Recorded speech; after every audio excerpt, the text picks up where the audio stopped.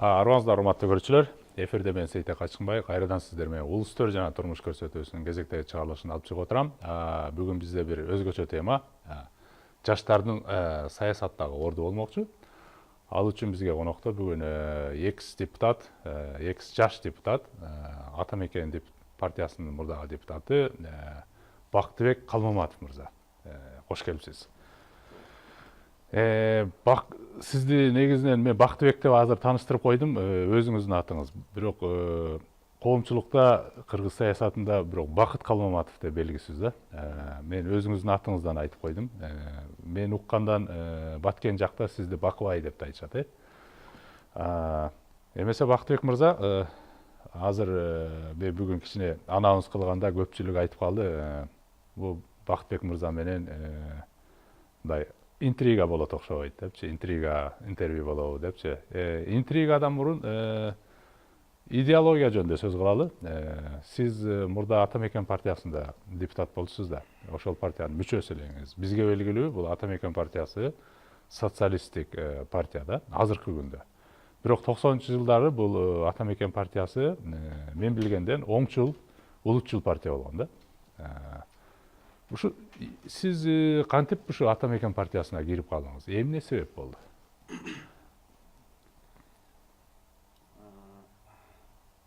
Бизде Кыргызстанда бир жакшы сөз бар. Тестияр баладан төрдө отурган абышкага чейин саясатчы болуп кетти деген сөз бар да. Бул эми баягы биз баягы саясат жөнүндө, турмуштун түйшүгү жөнүндө көп саясат жөнүндө эмес, негизи эле ушу турмуштун түйшүктөрү көп жөнүндө, бийликтин аркы берки аракеттери жөнүндө сүйлөп атсак эле, биз мындай бир саясатчы болуп кеттик, саясат жөнүндө сүйлөп атабыз деп эсептейт экенбиз да. Бирок саясат менен ушактын айырмасы мындай таптакыр эки башка жээк да. Анан сыңарындай бизде адамдар Кыргызстанда, эми башка мамлекеттерде кандай билбейм, бирок биздин өлкө аймагында калыптанып калган саясатчылар деле тигил же бул саясий топту алардын карманган көз карашына же принциптерине же болбосо саясаттагы тутунган багыттарына жараша тандабайт. Көбүн эсен тигил же бул партияга же саясий топко же саясатчыга келип кошулуп калуу бул ошол учурдагы кырдаалдын талаптарынан жаралат десек болот да. Башкача айтканда, биз тигил же бул партияларга алардын социалисттик же либералдык же болбосо оңчулдук, солчулдук же ортолук көз караштарынан эмес. Биз жада калса ошондой түшүнүктөр бар экенин билбестен деле келип калган учурлар мындай өтө көп кездешет да. Ошондой эле мен Ата Мекен партиясына кичинекей маалымдан, студенттик маалдан келдим. Ал маалда негизинен ошол маалда мындай оппозициялык маанайдагы бир-эки партия болгон болсо, ошолордун авангарты катары Кыргызстанда Ата Мекен партиясы эсептелчү. Мен 2005-жылдагы революцияга жаштардын атынан катышып калган адам катары революция өзүнүн максаттарынан чегинип үй бүлөлүк авторитардык режимге багыт алгандан баштап биз ошол учурдагы каршылаш, ошол учурдагы бийликтин каршылаш партиясынын бири.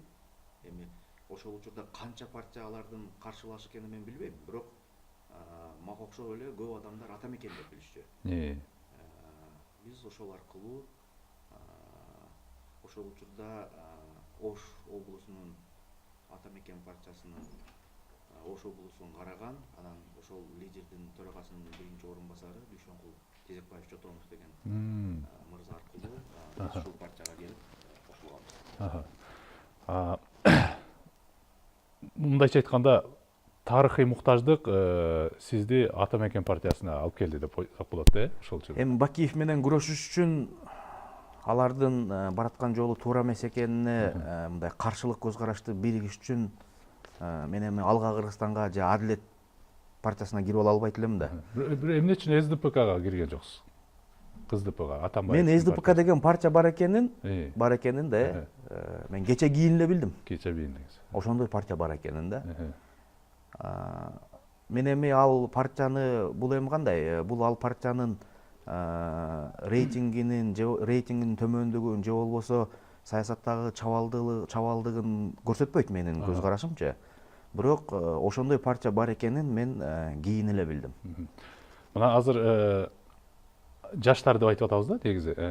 Ошол учурда сиз Ошто студент экенсиз, жаш экенсиз. Ата мекен партиясы эмне үчүн сизге муктаж болду? Сиз жаш болсоңуз, сиздин эмнеңизге мындай кызыктı да?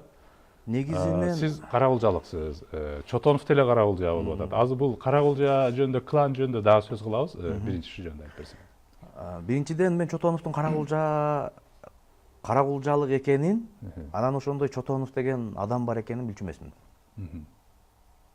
Биринчи жолу таанышканыбызда мен аты жөнүн гана билдим. Ал эмне болгон саясатчы экенин анан мындай кийин биле баштадым да. Анан ата мекенге келип атканымда эмне болуп келип калдым да. Эми мен ал байкенин мындай басып өткөн жолун, анан карманган принциптерин мен өзүмө жакын деп сездим да. Андан кийин эле ал байкени биз революциянын мындай алдыңкы сап башындагы адамы деп билдик. Ошто негизинен ошол Дүйшөнкул Тезекбаевич негизги адамдардын бири болуп атты. Ошондон ары кандай десем, биз Чотонов менен мен мындай жердеш катары эмес, мындай саясатка кызыккан адам катары мен ал экенин тааныдым да.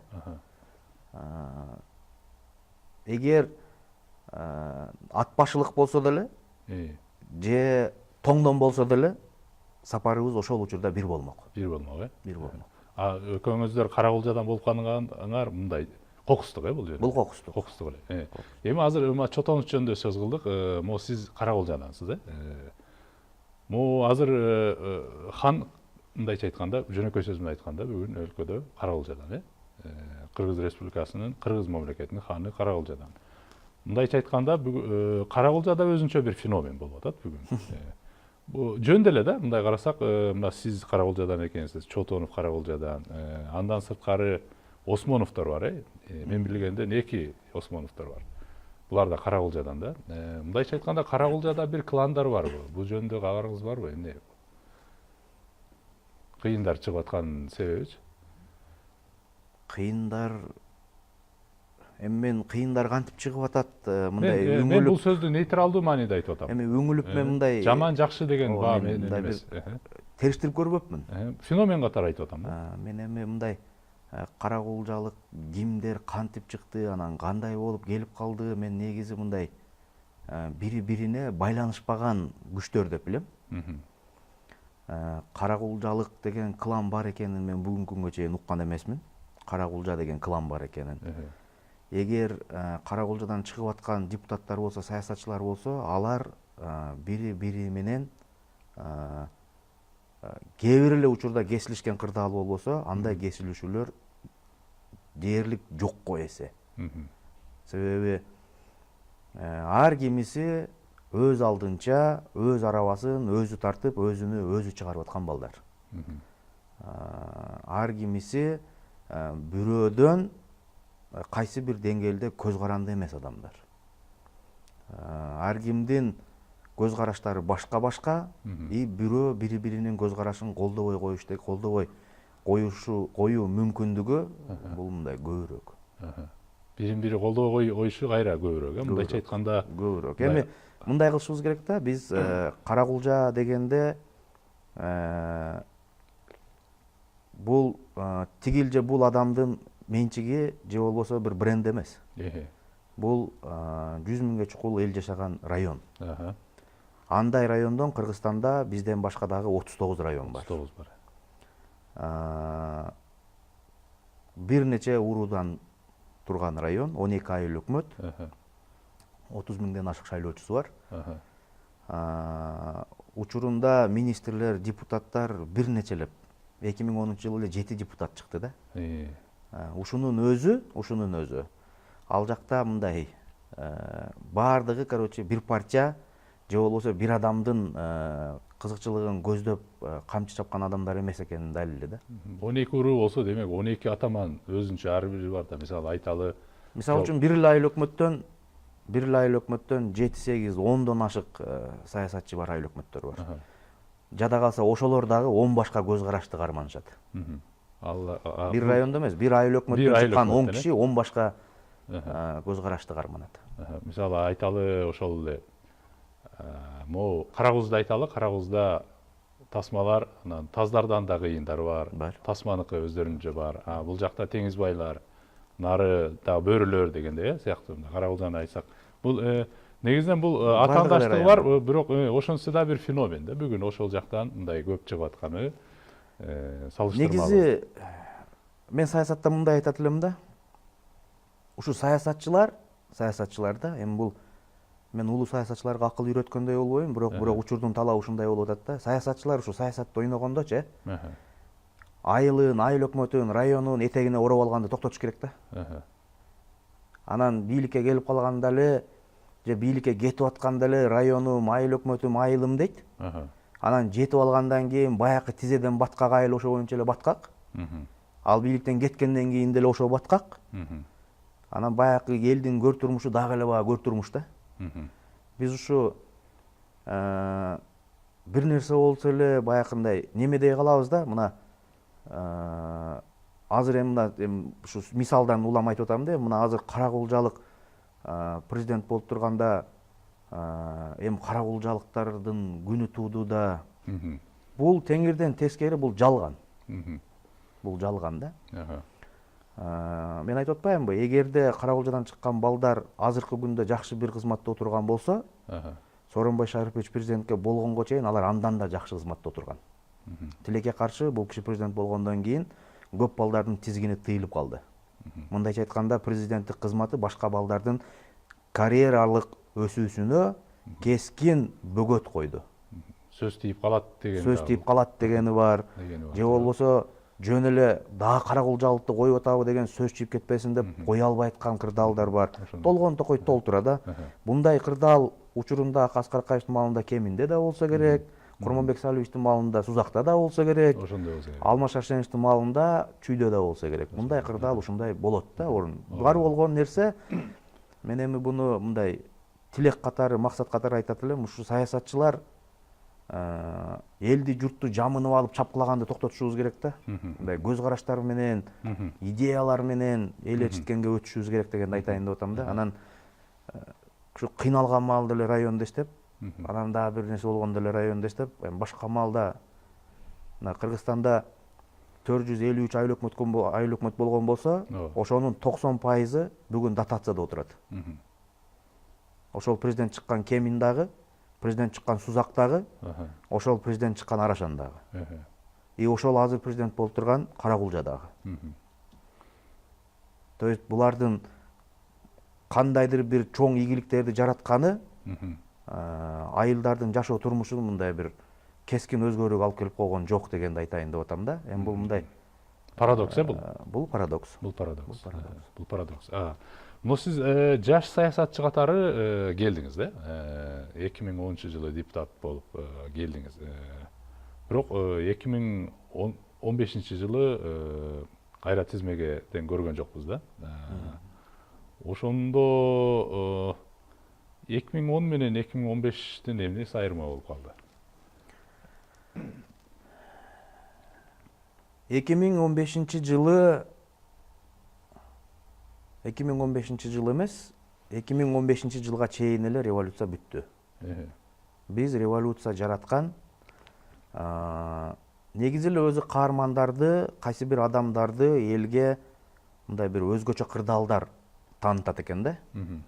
Ошол учурда биз баягы революцияга катышкан адам катары, же болбосо ошол революциянын авангарты болуп аткан партиянын мүчөсү катары, ошол эле учурда жаштардын квотасы деген бир мүмкүнчүлүк аркылуу биз ушундай элге суурулуп чыгып калдык да. Бул ушундай мүмкүнчүлүк болуп калды. 2010-жылы жалаң олигархтарды коюп алуу, мандаттарды акчага сатып берүү бул максатка ылайыксыз болуп калмак. Себеби революциянын эпкини бүтө элек болчу. Адамдар карапайым эл жеңди. Жаңкы үй бүлөлүк режим кетти. Bundan кийин карапайым адамдардын жашоо турмусу оңолот, жакшы болот дегенде карапайым адамдарга көбүрөөк партиялар, саясатчылар муктаж болчу. Тилекке каршы бул бардык партияларга тиешелүү эмес, мен айтып аткан сөз. Өзгөчө Ата Мекен партиясынын 2010догу тизмеси ушундай принцип менен түзүлгөн. Буну Грузияда мынтип коет экен да, моралдык артыкчылык деп коет. Моралдык артыкчылык. Себеби ал убакта моралдык артыкчылык күчтүүрөөк эле. Күчтүүрөөк болчу. Эми ошол учурда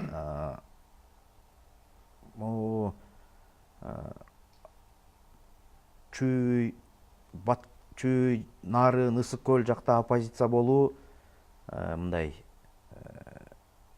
Бакиевдин бийлигине каршы бул жакта оппозиция болуу кайсы бир деңгээлде мындай бир оңоюраак болгон да. Түштүк жакта кыйын десем дагы мындай туура эмес болуп калат да, кыйындан кыйыныраак болгон. Саясатчылар басып бара албай калган. Кырдаал аябай оор болгон. Кармаган жерден, туткан жерден эле көтөрүп кете берген заман болгон да. Алардын ыкмасы террордук ыкмадан да өтүп кеткен. Үйүңөн ашып кирип көтөрүп кеткен учурлар күндө болуп калган. Эртең менен үйдөн чыгып, анан көк ала болуп, ошондон ары травматологиядан чыгат экенин ал мындай эле кадырес эле көрүнүш болуп калган да. Андай адамдарды айта берсең ондоп санаса болот да. Тилекке каршы бирок андай дагы метод бийликти кармап калууга жардам бербейт экен да. Бактыга жараша деп айтпайлыбы? Бактыга жараша. Бактыга жараша дагы десе болот. 2015-жылы бул эми тынч. Баякы революциядай тапыр-тупур жок. Ошол эле учурда аябай көп чыгымды талап кылган шайлоо болду. Мандаттардын алды $1 миллион чейин сатылды. Эми 26-27 жаштагы менде андай акча менде эмес, менин урук тууганымдын баарын чогултса дагы чыкмак эмес. Баарыбызды бир жерге алып барып мындай дүңүнөн залогко койсо дагы эч ким анча акча бермек эмес. Бирок 2015-жылы мен кайра депутат болбой калышым, тилекке каршы бул акчага байланыштуу эмес. Мен акчам жоктугунан барбай калдым десем, бул жалган болуп калат. Бунун мындай себеби бар. Балким азыр айтканга убакыт жетеби жетпейби билбейм муну. Бунун бир өзгөчө себеби бар. Айтып берейинби? Айтып бериңиз.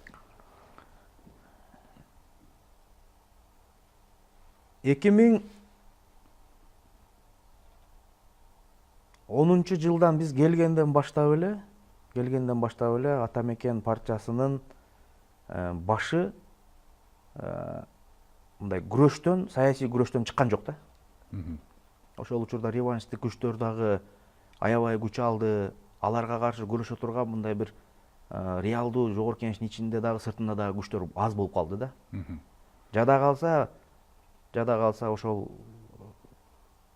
мен кыйын баарын мен жайладым деп аткан Алмаз Шаршенович дагы мындай чабалдыгын көрсөтүп койду да.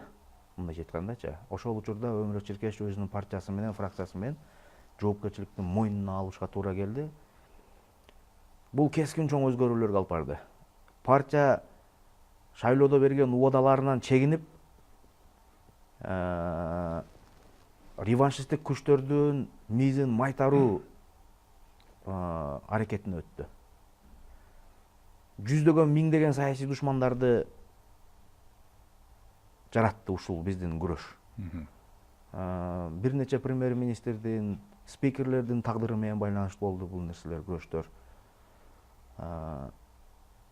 Аябай душман көбөйдү.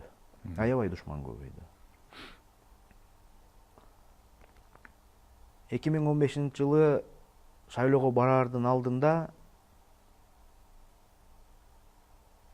партиянын ичинде регионалдык интрига аябай күчөп кетти.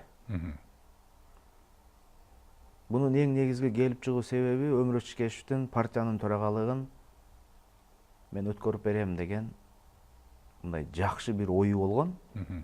Бирок бул ойду көп адамдар башкача түшүндү. Текебаев себеби ага чейин айтып койду эле. Айтып койду. Мен лидерликти эми бир жаш бирөөгө өткөрүп берем. Айтып койгону бар эле. Деди. Тилекке каршы партиянын ичиндеги регионалдык чоң тирештерди жаратты. ÖМКге таасир этүү мүмкүнчүлүгүнө болгон талаш, бирин бири жамандоого, бирине бири компроматтоого, анан тынымсыз интригаларга жем таштап койду. Тилекке каршы бул мындай жаман болуп кетет деп эч ким ойлогон эмес. Биз ойлогонбуз, Атамекендин сыртынан дагы жада калса жаңы бир жүздөр келип калышы мүмкүн деген мүмкүнчүлүктөр менен ушундай бир мындай ниет менен айтылган сөз болчу. Тилекке каршы болду болбоду, мына болуп алышы мүмкүн. Эч жака калтырбай жанында жетелеп калды деген баягындай ичи таарлыктар, көрө албастыктар чоң тирештерди жаратты. Ошол эле Атамекенди талкалайбыз деп аткан ошол учурдагы бийлик, аты менен эле айтайлы, Атамбаев. Атамбаевдин улуттук коопсуздук кызматы ар кандай жолдор менен партиянын регионалдык лидерлерин биrini кайраштырып, өздөрүнө инструмент кылып, бирине-бирин чабыштырып салды. Бул сезилип аттыбы, Бул сезилди. Бул сезилди. Иштен жүргөн киши катары сизге сезилип? Мен баардык нерсени көрүп аткан адам катары айтып атам. Эгерде менен башында айтпадымбы? Мен Чотонов Бишоңкул Тезекбаевич менен келгенмин деп. Ал адам партиядан бир аз алыстап калды, бирок мен партиянын ичинде болчумун. Бирок баары бир добуштан Чотонов партияны талкалаган атат, өзү сыртта отуруп, могу ичиндеги мени молодой деп коюшат. Молодойдун колу менен жасаган атат, анткен атат, мынткен атат. Эми ушундай да, интрига башталды. Интрига көбөйдү да. Аябай көбөйүп кетти. Бир четимен да мындай ой болду. Эмне үчүн биз өзүбүздүн чындыкты талашып күрөшпөшүбүз керек дегенчи. Бирок убакыт жок болчу. Мунун баардыгы пиги шайлоого 1,5 ай калганда болду. Эгерде биз күч сынашып, күч теңешип, башкасын билбейм, мен жеке өзүм. Алар менен кармашууга өткөнүмдө, бул эки чоң нерсеге алып келмек. Биринчиси Атамекен партиясы шайлоого жетпей калмак. Экинчиси мандаттарды сатып алган адамдар партиянын бетине түкүрүп кетмек. Каражаты жок, шайлоо өтпөйт. Каражаты жок эмес. 3 миллион доллардай кетеби? Каражаты жок эмес. Сырттан каражат келмейин Кыргызстанда шайлоо өтпөйт. Ошон үчүн биз шайлоодон кийин элди унутуп калганыбыздын негизги себеби ошол.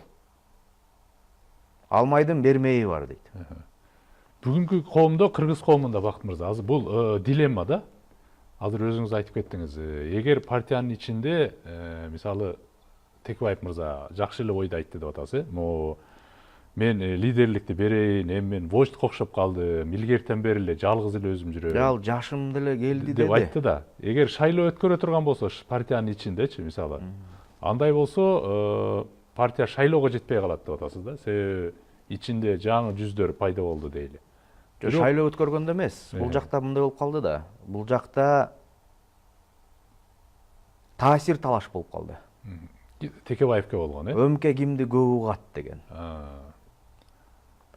кимдин таасири, кимдин күчү партиянын ичинде көбөйүп баратат деген. Ким кайсы регион көбүрөөк өзүнүн интересин лоббировать этип, кадрдык расстановкада партиянын ички түзүлүшүндө кимдин таасири чоңоюп баратат деген. 2012 жылы го менимче Бишкек шаардык кеңеш шайлоосу 2012 жылы болду. 7 депутат өттү, 7 депутаттын ичинен 4 кара кулжалык өттү. Ош шаарынан 1 депутат өттү, ал да кара кулжалык өттү. Бишкек шаардык партиялык уюмдун төрагасы да кара кулжалык болчу. Ош шаардык, Ош облустук эки тең кара кулжалык болчу. И Оштун координатору мен да кара кулжалык болчумун, менин үстүндө турган Дүйшөнкул Тезекбаев да кара кулжалык болчу. Бул биз бир район топтолуп алдык дегенде эмес. Ар кими өзүнүн отурган жеринде, өзүнүн карманган позициясында, алар турмуштук тажрыйбада ошол жерге ылайыктуу экенин далилдеген үчүн. Мындайча айтканда, мен бунун баарын айтканым мындай кара кулжалыктар кыйын дегенди айтайын деген жерим жок. Кырдаал ошондой болуп калды. Биз феноменди түшүнгөнгө аракет кылып атабыз. Кырдаал ошондой болуп калды. А мына ошондой тиреш башталып атканда, мен жогоруда айтпадымбы, эки нерсеге алып келмек деп тиреш. Эгер Чотонов ушул партиянын башталганынан баштап Өмүрөк Чиркештин жанында мен жүргөмүн, сүйлөгөнгө моралдыктагы бардык укук менде бар деп келип сүйлөсө, эгер ошолор айткандай чындап эле Чотоновдун кара жаман ою болсо, аны жасап койгонго мүмкүнчүлүк 250 эсе бар болчу.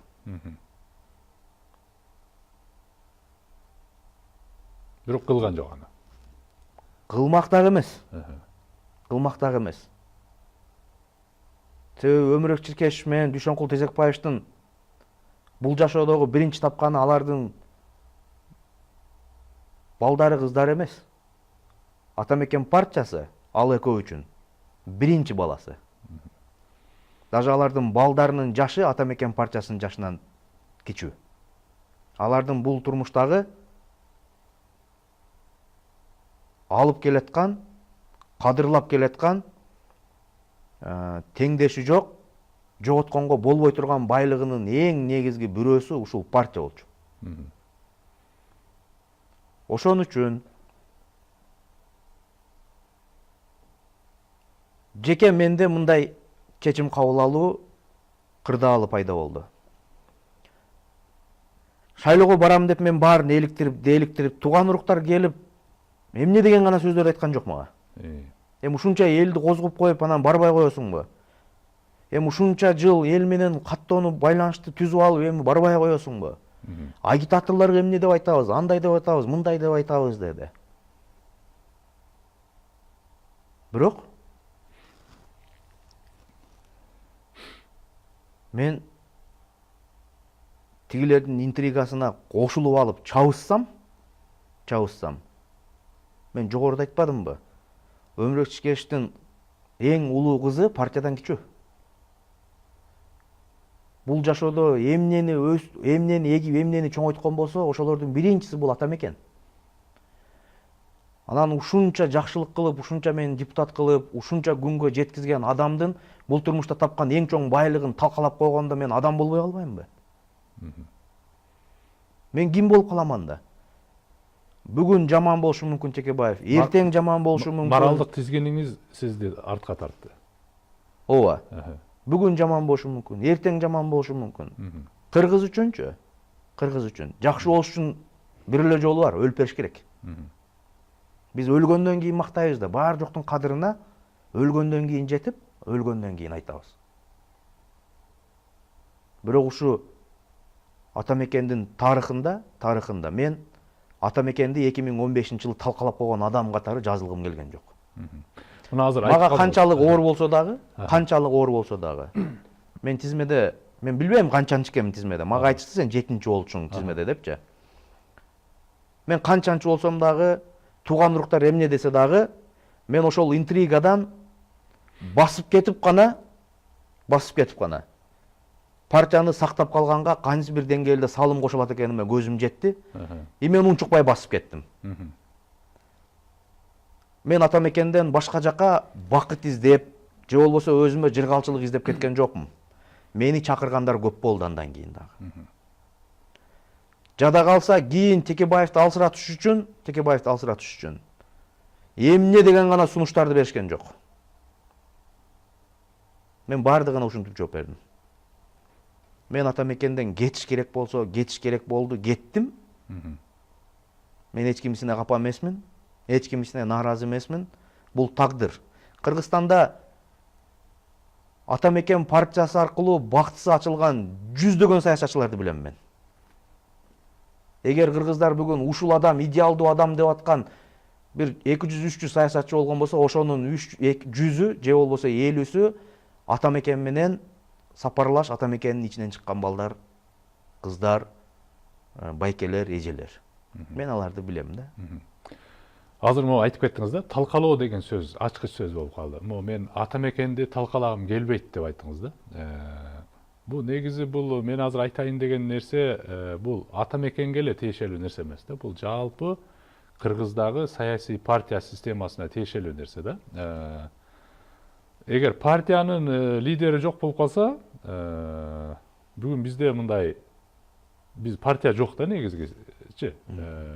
Айталы азыр Текебаев мырза азыр эми камакта отурат, кайтып келип ал төрагалыкты берсин дейли, башка бирөөгө деле. Шайлоо аркылуу кылабы, кандай кылат? Ал ата мекен партиясы функциясын аткарып кетеби партия катары? Текебаев жок. Тилекке каршы азыр андай мүмкүнчүлүгү жок. Эми мен Кыргызстанда Бул бардык эле партиялар окшош. Кыргызстанда да мейли лидер жок болсун. Өмүр Ишкеш бүгүн түрмөдө, Дүйшөнкул Тезекбаев түрмөдө. Жогорку кеңеште туруп, 10 депутаты менен 2 комитетти, бюджет комитети менен правопорядок.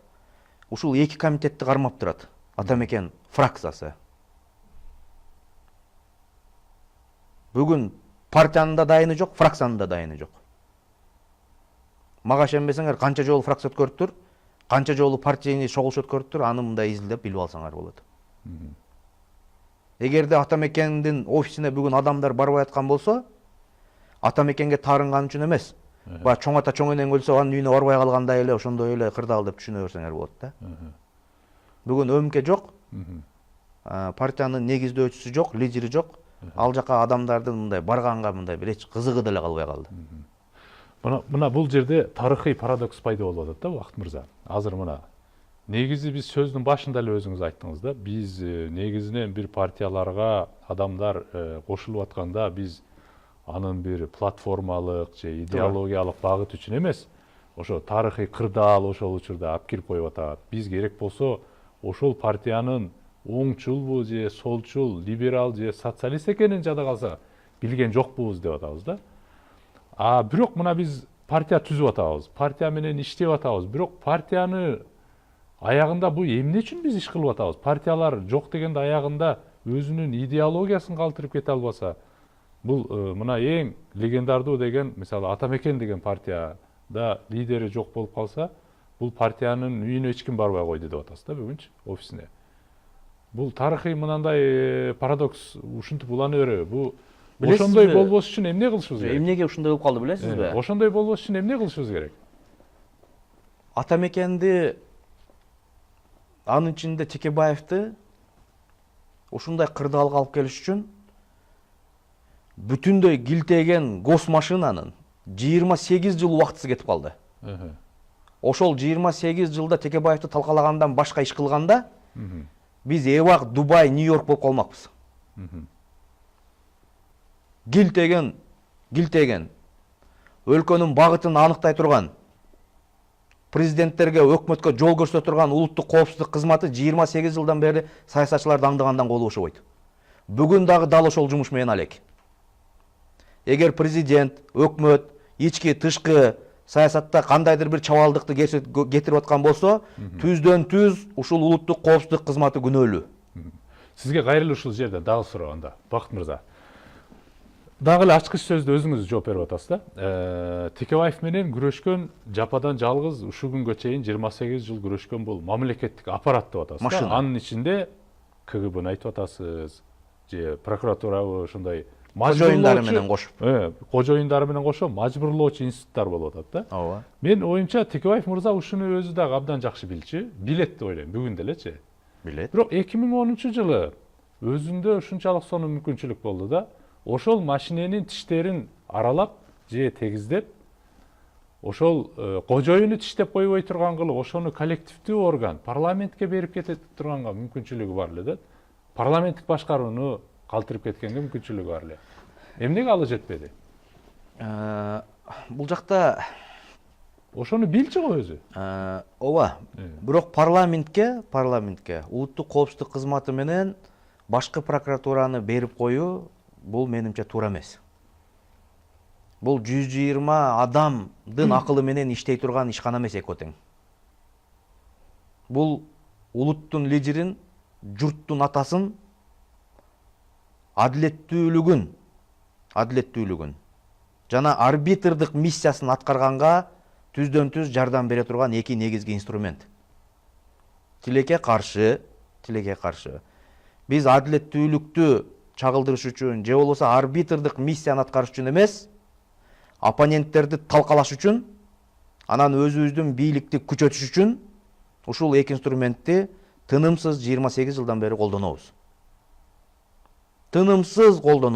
Анын себеби келип эле ал президентке баш ийип атпайбы буну, бир кишиге баш ийип атат. Кайра эле өзүңүз айттыңыз да. Себеби Атамбаев мисалы Текебаевди дискредитация кылган, бул Атамбаевди өзүңүз эле айттыңыз.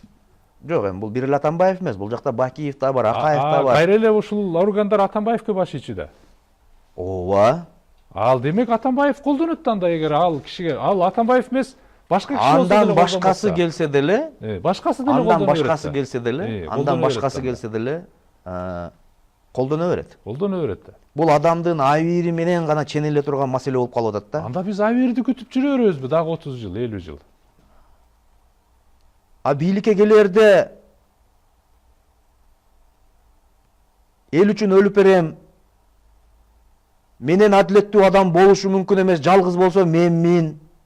Кыргызстанда эки саясатчы болсо ошонун бири менмин деп бардыгыбыз кокорот чапкылап келип атпайлыбы? Бул табигый нерсе, адам баласы бардыгы ушинтет. Саясатчылар. Табигый нерсе бул. Ошондо эмне саясатчылардын бети жоктугу да табигый нерсе болуп калабы? Бул табигый нерсе.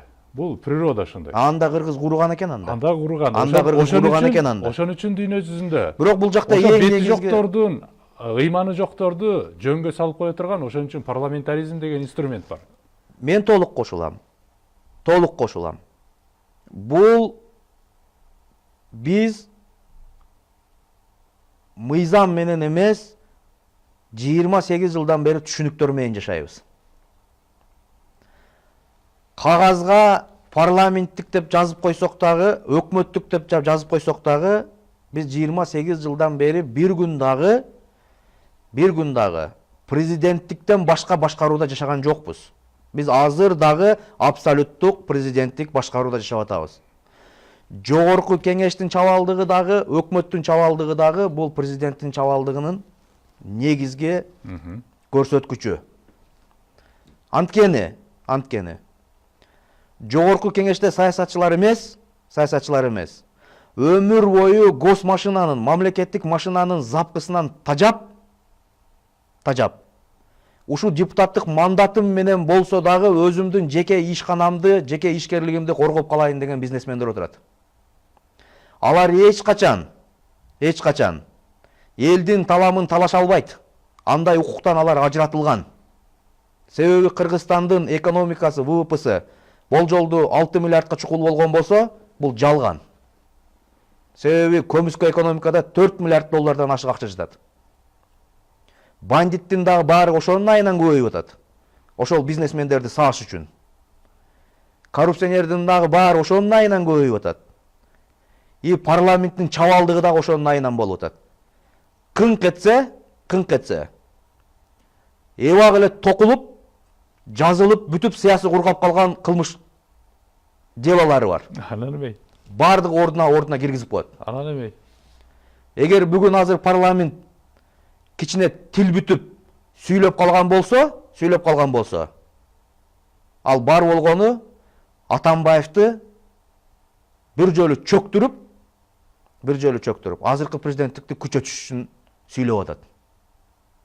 Мындайча айтканда ноктосу убактылуу чечилди.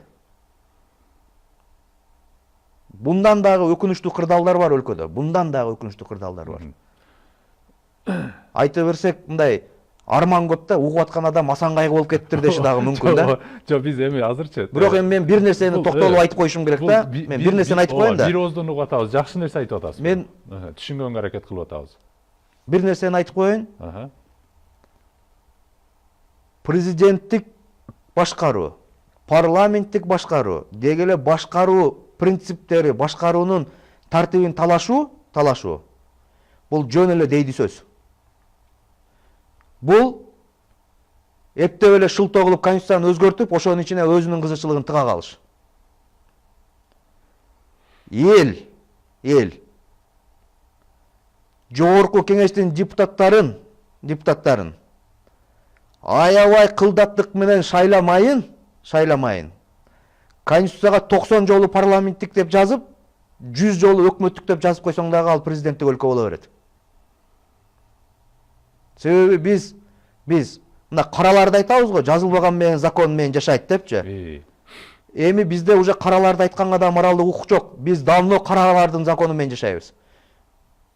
Китепте жазылган мыйзам менен эмес, мына жүрөктөгү түшүнүктөр менен жашап калганбыз. Каралардан айырмабыз эмне? Биз аларды жазылбаган мыйзамдар менен иштейт дейбиз. Биз дагы жазылбаган мыйзамдар менен иштеп атабыз. Анан биз аларды кара деп сынтап коебуз. Эгер алар кимдир бирөөлөрдүн салыктан качып жүргөн акчасын адилеттүү барып туруп алып аткан болсо, алар. Биз салыктан качып жүргөнүнөн да алып атабыз. Салыктан кача элегинен да алып атабыз. Анысы аз келгенсип салыкка түшкөнүнөн да алып атабыз. Бүтүндөй биздин чоң ата чоң энелерибиз куруп кеткен завод фабрикаларды талкалап бүтүп, союз куруп бергенди жеп түгөт албай, мына бүгүнкү күнгө чейин жеп атабыз. 300-400 адам биригип алып. Эми бул кесепет да. Кайра эле биз ошол кесепеттин себеби башкада экенин деп биз азыр эле талкуулап кеттик, макул эми. Эми сиздин өзүңүзгө кайталы кайра. Мо Атамекен эле эмес, негизи жалпы мо жаш саясатчы катары 5 жылда эмне пайдалуу нерсе үйрөндүңүз? Өзүңүздү мынандай инсан катары муну сапаттарым өстү деп мен жаш бир 3 нерсени айтып кетиңизчи. Мен жаш саясатчымынбы билбейм. Ошол учурда жаш саясатчымынбы билбейм мен. Буга эми эл баа бериш керек. Дүйнө жүзүндө 44 жашка чейинкилерди мындай жаш деп айтат. Сиз ошон үчүн жаш саясатчысыз. Эгерде Кыргызстанда эки чоң саясий мектеп болгон болсо, анын бири Атамекен. Эгер жалгыз саясий мектеп болгон болсо, ал Атамекен. Мен ошол партиянын окуучусу болуп, ошол партиянын лидери менен үзөңгүлөш мандат тагынып, саясий жортулда чогуу болгонума мен Аллага чексиз шүгүр келтирем да. Ошондой саясатчынын шериги болуп, ошондой саясатчыдан көп нерсе уурдап, акыл уурдап көп нерсе үйрөндүм депчи. Тилекке каршы өмүр өчүшкеш мындан ары ошондой балдарды тарбиялай алабы, ага ден соолугу, жаш курагы мүмкүнчүлүк береби билбейм. Бирок эгер андай тарбиялаган мүмкүнчүлүгү болбой калган болсо, анда көп балдар көп нерсе көрбөй калды анда. Бул чоң школа, бул аябай чоң мектеп. Атамекен бул оор күндөрдү мындай татаал турмушту, татаал саясатты башынан өткөрө турган чоң мектеп. Азыр дагы ошону башынан өткөрүп атат да. Бул бир дейле, бул бир. Мен мурда сыртымда саясатка келгениме аябай өкүндүм да. Мен жогорку кеңешке депутат болгонумдан кийин саясатка келгениме аябай өкүндүм. Мен башка жакта көбүрөөк ийгилик жаратмак экенмин дедим да.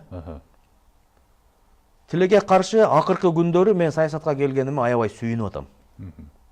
Эмнеге? ооба саясат ыплас экен, саясат жаман экен, бирок тилекке каршы андай эмес экен. Ошонун ичиндеги адамдар жаман, адамдар ыплас экен. А мындай суу тунуган маалда карасаң жакшынакай эл экен. Чалмакейде эле чала бергендер бар экен, баягы курай колуна бүтүп калгандар.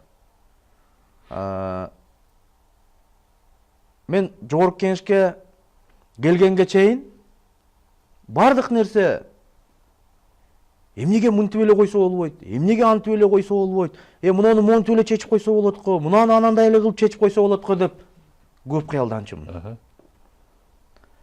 Жогорку кеңешке келгенден кийин мен эң негизги бир нерсени түшүндүм. Балким көрүүчүлөр үчүн бул жаңылык эмес, бирок кээ бири билип ала турган нерсе экен. Кыргызстан эгемендүү өлкө эмес экен. Кыргызстандын эгемендүүлүгү кагаздын бетинде эле экен. Кыргызстан бир нече державанын оюн баласы экен. Ак терек, көк терек, сенден мага ким керек дегенде эле тиги керек, бул керек деп эле өргүтө бере тургандай. Кыргызстан өз алдынча бир дагы чечим кабыл албаган өлкө экен.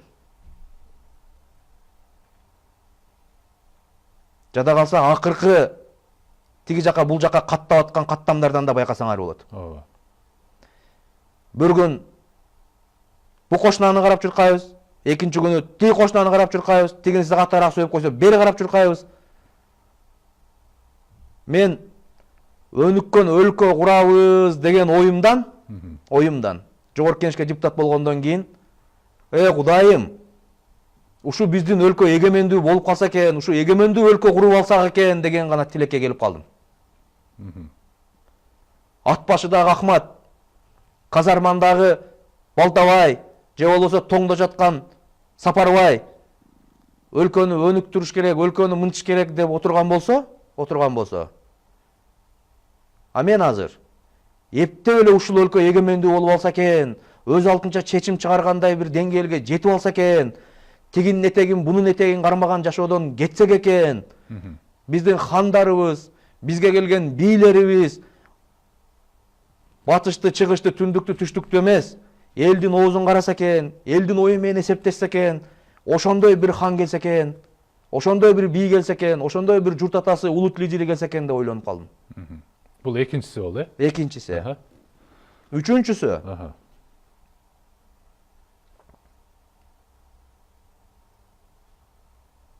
Ал жакта биз эми баягы феномен деп атасыз, 7-нчи кабат деп коелу. Ооба. Ак үй менен көк үйдө. Элди ойлогон бир адам жок. Төртөө чогулуп саунадагы Маша жөнүндө сүйлөшүп отурат. Төртөө чогулуп аты жөнүндө сүйлөшүп отурат. Төртөө чогулуп бир нерсени мучут этип жүрбөйлү, бир понт кылып жүрбөйлү, эмне жерден бир закон жазып, бирөөнүн бир нерсесин сындырып жүрбөйлү деп отурат.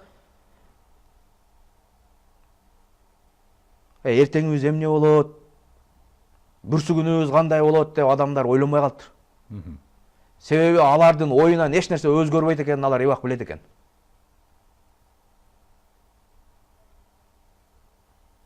Анан саясатчы болом, мен бул элди көтөрөм деген балдардын үмүтү ошол жерде сынат экен.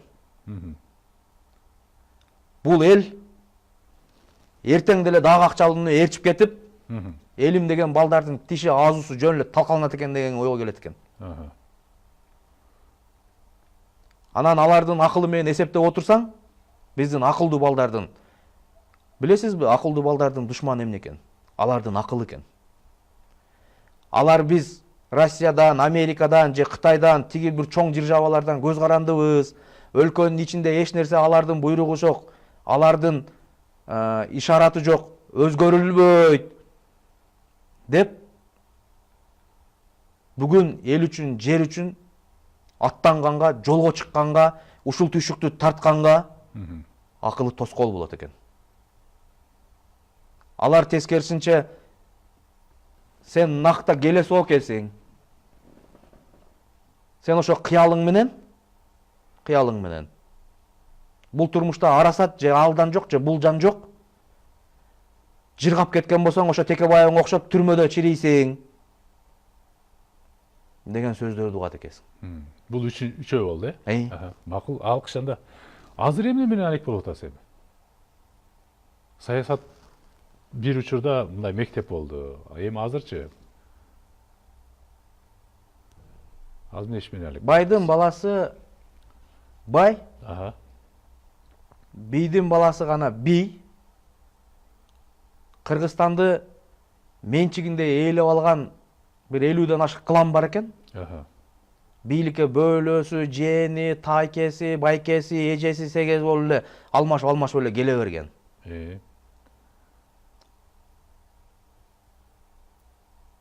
Калган эл жөн эле кул деген түшүнүк бул жалган түшүнүк экенин далилдейли деп атабыз. Кантип? Кандай Ар бир адамга буюрса ар бир адамга жетебиз. Бул өлкө чылгыйдай акчанын үстүндө басып жүргөн өлкө. Бул өлкөнүн ички потенциалы дүйнөнү дүңгүрөткөнгө жетет экенин биз ар бир адамга түшүндүрөбүз. Ар бир адамдын жүрөгүнөн орун табабыз. Биз бир нече жерден 6 миллион элдин ар бири менен кыялдарыбыз кештелешет экенине толук ишенебиз. Биздин кыялдарыбыз бир.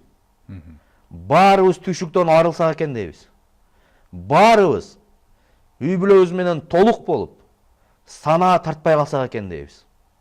Анын жолу, анын жоюунун жолу бар, анын жолу сыртта эмес. Анын жолу иште. Биз буюрса улуттук аракет деген кыймылга биригип, биз улуттук экономика үчүн деген девиз менен жолго чыгабыз буюрса жакында. Ар бир адамга жеткенге аракет жасайбыз. Байдын баласы бай, бийдин баласы бий, только акчалуулар гана бийлеш керек, акчалуулар жашаш керек деген түшүнүк бул жалган түшүнүк экен. Биздин өлкөнү Россия же Америка же Кытай ченейт экени жалган экенин. Биз өзүбүзчө эгемендүү өлкө боло алат экенибизди. Биз буюрса ар бир адамдынга жеткизгенге, түшүндүргөнгө далалат жасайбыз. Биз деген ким бул? Биз деген мага окшогон ондогон жаштар. Бир үчөөнүн атын ата кетебиз. Мен азыр атын айта албайм. Эмнеге дебейсизби? Өзү негизи келишимге кол койгондо мен да сүйлөбөйм деп кол койгом.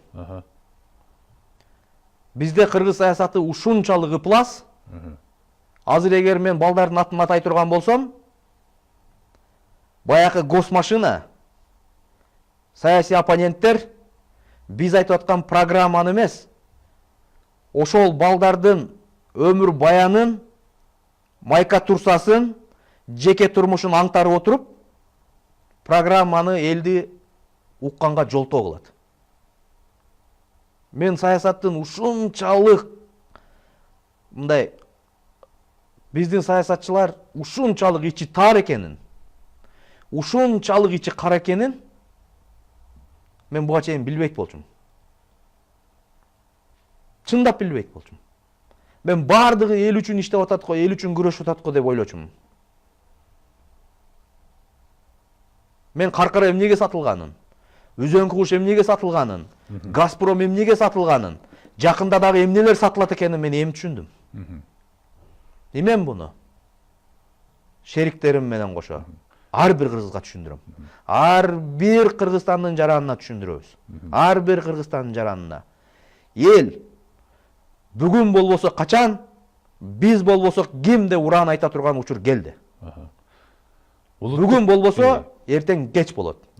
Ошон үчүн биз ар бир Кыргызстанда жашаган улуттук аракетке чакырабыз. Эл оңолмойун, эл өзүнүн тандоосун өзгөрмөйүн.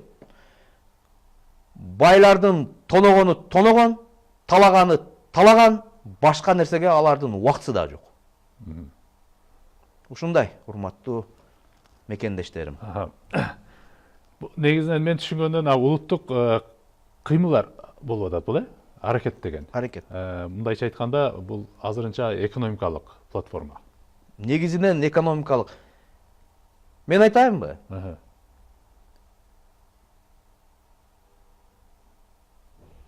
Баш этеги жок дейди сөздөн. компроматтардын тирешинен, калп менен калпты деле сабай бергенден, жөн эле суроосу жок эле бир нерселерди айта бергенден, жалгандан тажагандардын ар бирине биздин уюмда орун бар. Биздин өлкө үчүн бүгүн саясат эмес. Биздин өлкө үчүн бүгүн экономика маанилүү. Кыргызстандын эгемендүүлүгүн 3 негизги көрсөткүчү болсо, анын биринчиси анын саясий эркиндиги, экинчиси отун энергетикалык эркиндиги, үчүнчүсү дал ушул экономика болгон эркиндиги. Бүгүн өлкө 4,5 миллиард карзы бар, 4,5 миллиард импортко акча жумшайт. Мындайча айтканда, түгөнүп, ички потенциалдын бардыгын жептөйүн деген жерге келип калган мамлекет. Эгер эл чыгып өзү коргоп калбаса бунун баарын, элди ойлогон эч ким жок экенин баягы башында айттым. Балким бүгүндөн баштап Калмаматов жаман, Калмаматов тигиндей, Калмаматов мындай, ал ата мекенден кетип калган же келип алган, ал ата мекенчи да, ал Текебаевдин тряпкасы, ал Текебаевдин тигиндей деген сөздөр болушу мүмкүн. Баарына кайылбыз биз. Ушундай чоң үмүттү, ушундай кыялды көтөрүп чуркаш үчүн биз баарына кайылбыз. Согом дейби, талайым дейби, ар кандай кылып путтосом дейби, биз баарына кайылбыз. Биздин катарыбызга ушунун баарына кайыл болгондордун баарына эшигибиз ачык. Эң son Бактыбек мырза, тилекке каршы бизге берилген убакыт аягына келип отурат. Мен атайын ушу убактыңызды бөлүп, өзүңүз бай айтып кеттиңиз эле, бир 4 жылдай болду интервью бербей калдым эле депчи. Атайын ушу убактыңызды бөлүп биздин студияга келип ой бөлүшүп кеткениңизге мен чоң алкыш айтам, жалпы биздин жамааттын атынан. Сизге ийгилик каалайм. Аракетиңиздер чоңоюп, оюмча дагы келечекте өлкөнүн өнүгүшүнө мындай чоң салымыңызды кошо аласыз деп ойлойм. Сиздерге чоң рахмат. Элибизди Кудай колдосун. Урматтуу көрүүчүлөр, ушуну менен биздин улустөр жана турмуш көрсөтүүсүнүн кезектеги чыгарылышы аягына келип отурат. Бүгүн бизде тема жаш саясатчынын саясаттагы орду деген болду. Ал үчүн бизде экс депутат Бактыбек Калмаматов болду. Эмесе сиздер менен кайрадан көрүшкөнчө жакшы отуруңуздар.